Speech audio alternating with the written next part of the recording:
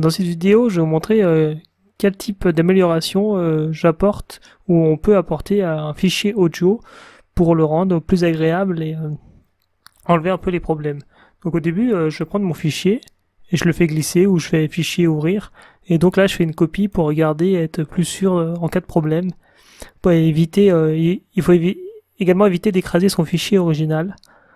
Donc là, premièrement, on voit mon fichier avec le côté gauche et le côté droit. Je suis en mode stéréo. Donc premier mode, je vais sélectionner un blanc pour faire la réduction de bruit. Donc la réduction de bruit, ça peut être des petits bruits ambiants qui vont s'ajouter tout au long de la vidéo. Et en prenant un moment sans parole, on va pouvoir les soustraire. Donc ici par exemple, il y a un moment où j'ai un petit blanc. Et je vais faire un effet, réduction du bruit. Donc prendre le bruit, là je l'ai déjà pris.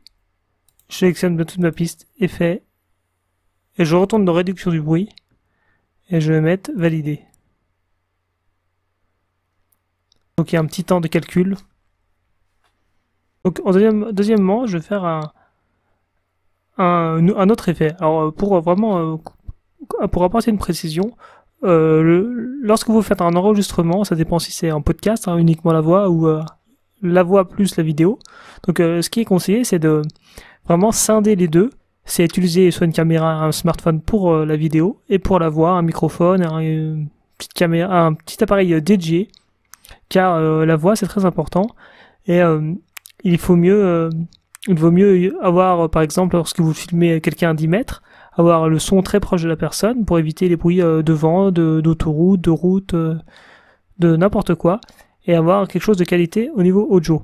Donc là, ce que je vous dis, pour l'amélioration audio, c'est dans le but où je n'ai pas la vidéo à côté. Et donc là, je suis sur de la narration.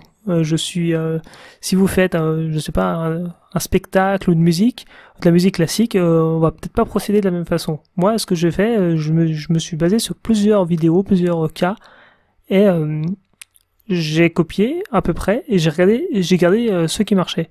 Donc là, moi, les paramètres, je les laisse. Vous pouvez reprendre les miens si vous voulez, mais après, on peut s'amuser à les bouger un peu. Mais sinon, conservez les par défaut, ou vous pouvez suivre un peu les miens. Donc le deuxième effet, ce qu'on va faire, la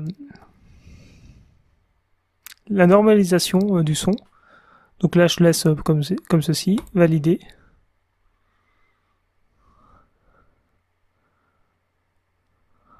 Voilà. Et troisième effet, je vais faire la compression. Compresseur. Là, je laisse comme ça. Et valider.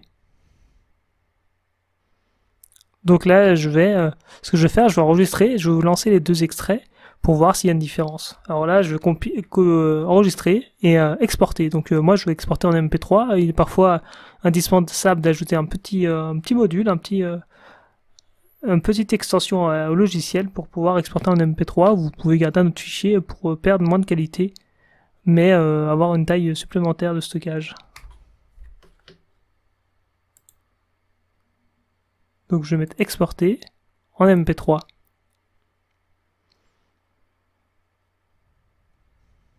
Et là, je vais l'appeler version 2.